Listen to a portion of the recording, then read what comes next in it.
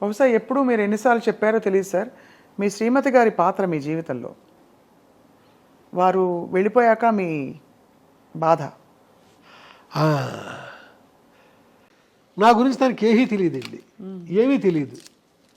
ఎవరైనా నా కోసం వచ్చారనుకోండి,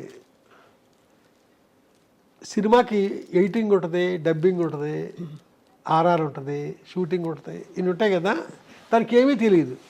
ఎవరు వచ్చినా సరే నా గురించి అడిగితే బయటికి వెళ్ళారండి అంతే. ఏమి ఎక్కడికి వెళ్ళాను, తిరిగి వచ్చే వరకు నేను ఎక్కడికి వెళ్ళానో తను చెప్పను కదా.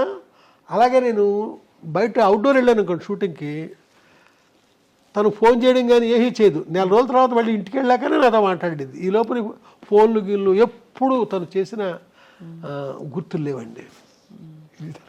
మీ వరకు అది స్వేచ్ఛ కదా సార్, చాలా స్వేచ్ఛ. అంటే ఒకలా చూస్తే మీకు బోల్డ్ అంతా, మీరు చాలా మందిని కలుస్తారు, బోల్డ్ పనులు ఉంటాయని,